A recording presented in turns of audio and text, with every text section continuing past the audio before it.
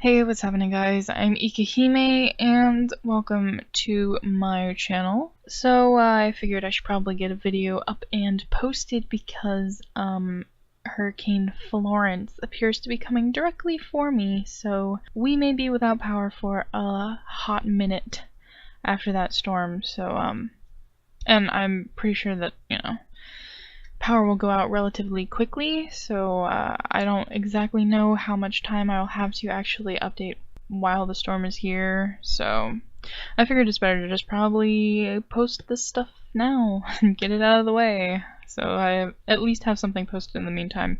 I honestly don't have a lot to say about this piece. It is just a Dakimakura drawing. If you don't know what that is, it's kind of like a Japanese body pillow, usually featuring like a really cute and sexy anime girl. I've always wanted to make one of these, but I never got around to it, and then inspiration kind of hit me and I just was like, hey, I'm gonna make a Daki. So yeah, I decided to draw my character Goo. She is a slime girl, as her name suggests. And I drew her in this little like maid outfit kind of thing because who doesn't like maids? This is also pretty similar to the outfit that she is wearing in her debut mini comic. So if you are interested in reading that, I do have some copies available. You can check that out in my store. The link is in the description box below. Yeah.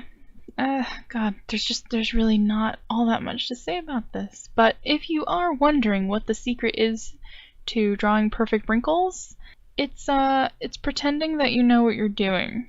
And I swear to God, no one will know that you have no idea what you're doing. That's how I've made it this far. Fake it till you make it, I guess. Yeah, so I guess we can take a minute to talk about slime girls in general, since we have some time. I think, slime girls have always kind of been popular. They're, I think, probably the most popular type of monster girl. I'm not quite sure why that is. I mean, I know that they're very cute, but I don't know if it's a specific type of slime girl that people love, or if they just really love slime girls. I don't know. But there are a lot of different types of slime girls. Now, I first created Goo, gosh, several years ago.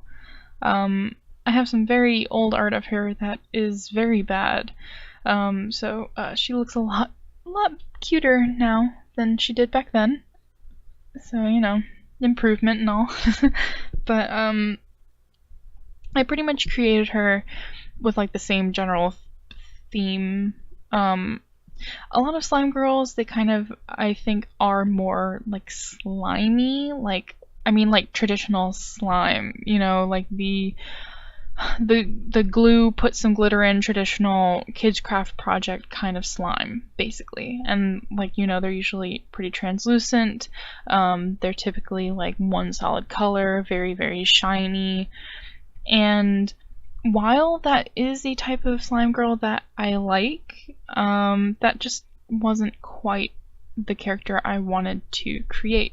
I find that making translucent characters is a lot harder for me to work with. Not that I can't do it, but I think I just prefer having a solid mass of a character there, so that's why I opted for a more opaque type of slime. Now, I think a lot of people looking at her probably, aside from the hair, might not really be able to tell that she is a slime girl, because she's not really like goopy or dripping or anything like that. And you can kind of, I guess, liken her a bit more to like Princess Bubblegum, which a lot of people have oddly found some way to compare my character Goo to Princess Bubblegum. And some people have even mistaken Goo for Princess Bubblegum, which I don't entirely understand because they have entirely different body structures and skin colors, but that's okay. Whatever, I guess. But yeah, so I guess when you're designing your slime girls, you really need to keep in mind what you want out of your character. how you want your character to work and how you want your character to react in certain situations and to certain things. Now, my character, canonically, she can actually change her goo density. So it's kind of like all pretty much controlled by her. So in certain times, I think, you know, if she were to be extremely stressed, and I mean like we're talking like anxiety level stressed, like something like that, or extremely scared, she would probably end up losing a bit of that, what's the word? Solidity? And she would kind of more become just a much squishier, goopier type of character.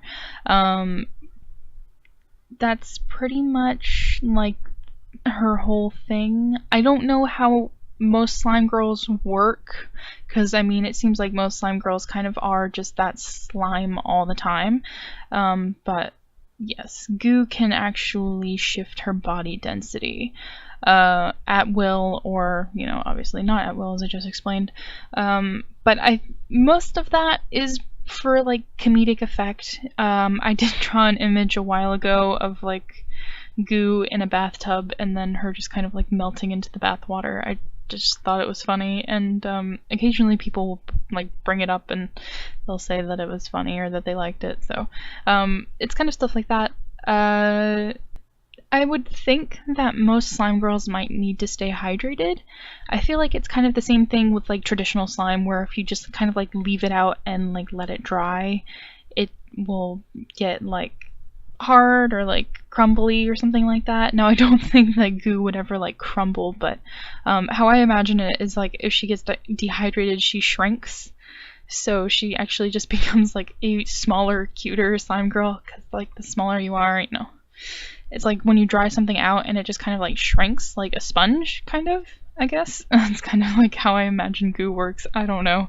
That probably doesn't make any sense at all for slime girls, but that's just how I wanted goo to work. But yeah, so there's really no wrong way to make a slime girl.